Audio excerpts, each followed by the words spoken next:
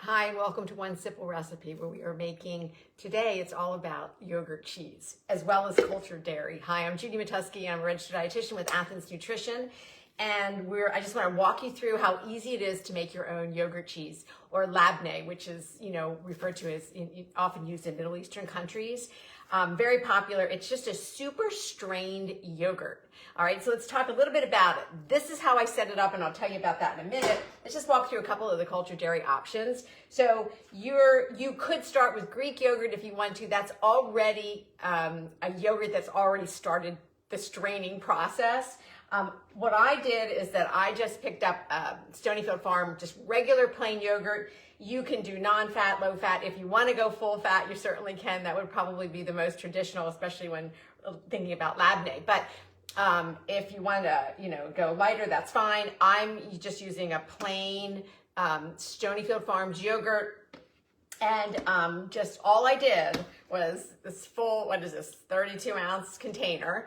And I just set this up as my little strainer that I put in the refrigerator. Basically, it's just a bowl that you can put a colander that you can sit right on top of it that sits a little bit above the bottom because you're going to be collecting the whey as it strains out of the yogurt.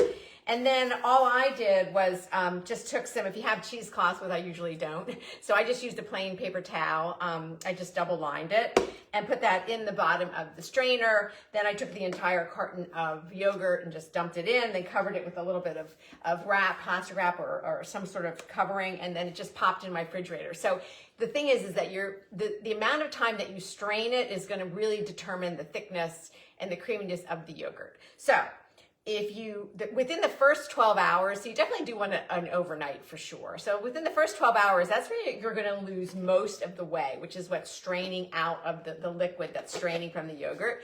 I don't know if you can see, I guess you can, this is almost half the container of whey. That's how much liquid strained out of this container of yogurt. Now, I did mine for a little over 36 hours. I wanted to go as long as I could just to see how thick I could get it.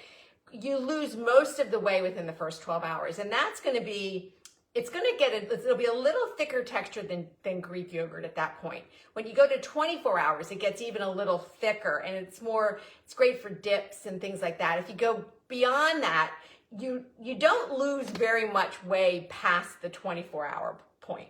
I did lose a little bit more. I kept it going just to see. But the texture really becomes a little bit more like whipped cream cheese. It's not quite as thick as regular, like a block of cream cheese, but it's definitely like what you would get in the tub. And what's so nice about this is that the nutritional benefits are so much greater than having cream cheese, which is basically pretty much just milk fat. It's not really cheese. Where this, you're maintaining the probiotics from the cultured dairy. It's a good source of protein. You're going to have, a little bit of calcium in there, obviously, and not so much the vitamin D, because most yogurts do not have vitamin D added. Your vitamin D is going to be found in kefir, which is another darling of the cultured dairy world. If you're not familiar, it's somewhat similar to buttermilk, I think, in the way you can use it in recipes. But it is a nice beverage that if you enjoy it, you could go plain, you could buy them strawberry or peach or another kind of flavor, which is great. But what's nice about kefir is that the way it's cultured is that the amount and the variety of probiotics, the bacteria added, it's much greater. There's many more of them in kefir than even in any of the yogurts. And we talked a little bit about cottage cheese last week. So not all cottage cheeses are created equal. So you're really kind of trying to find the one that does have some of those probiotics or the cultures, the bacteria that's been added. Then you have some Greek yogurt. You can do regular yogurt. So there's just so many options. So you can start with Greek or regular yogurt. The Greek yogurt won't need to strain as long because that straining process was already started. Now, the one thing is, do not throw away the whey. Save it, because you can use this for making pancakes, for making muffins, adding to your smoothie, making oatmeal. There's nutritional value to this, so do not throw this away. Use this up in a lot of different ways. So keep that aside. All right, so here's and I just want to take this out. So here's the yogurt cheese, again, this one, I would say that if you do it for 24 hours, you'll get to this point, because those extra 12 hours, there was very little liquid that was still coming off the yogurt. But I did get a little bit more. So depending again on how thick you want it to be. All right, so there's the yogurt cheese. And again, it really is. It's very similar to the consistency, and I'll show you. So I have a bagel here. This is not my cottage cheese bagel from last week, but this is a sourdough bagel.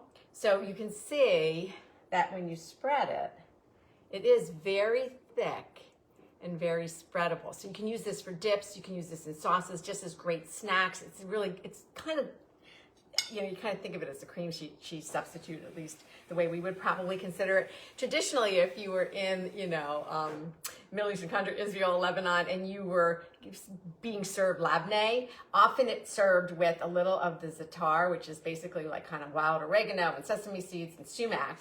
And then, a little drizzle, I'll put this down for now, a little drizzle of olive oil, and maybe even a little sprinkle of a little hot pepper or Aleppo pepper or something. That is really very traditional. So you can go savory with this. I have so many different toppings out here. So I was thinking, wow, you can do all kinds of things. Now you don't have to limit it to spreading it on a bagel. Obviously it can go on anything, and it's great on fruit. Like if you were just using, you could do a dip with it, whether it's with apple wedges, you could stuff your celery with it, thinking along the veggie line.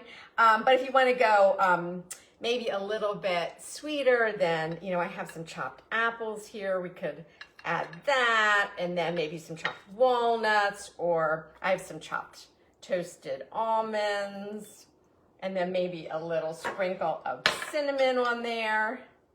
And even then, if you wanted to, you could do a little drizzle of honey on top of there.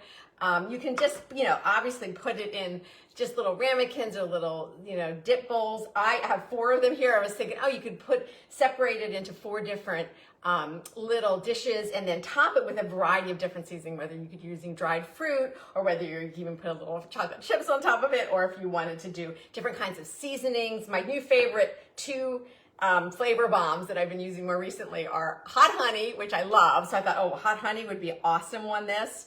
And the truffle hot sauce. These 2 have become my 2 go-to fridge staples, that when I need some extra oomph and some extra flavor, I pull them out, and I can use those in all different ways. So if you've never tried it, give it a try. It's super easy. You just need a little time, basically. So, you're putting it in a line strainer with a bowl to capture all the whey that comes off, goes into the refrigerator 12 hours, 24 hours, 36 if you want to go that long, but I think 24 is probably all you really need. And then just get creative with it any way you want to use it, and any toppings that you want to use. But I love having it around in the fridge for a quick snack, a quick sauce. Anytime I'm making, sometimes for a salad dressing or a dip, it's just so nice to have on hand, and I find that I go through it pretty quickly. All right, stay well until next week. And if you have not stocked up with some different types of cultured dairy, please consider adding that to your refrigerator as you're stocking your healthy pantry for 2025. Thanks for joining me. Reach out to Athens Nutrition anytime if you have any nutrition questions or concerns. Until then, until next week, stay well.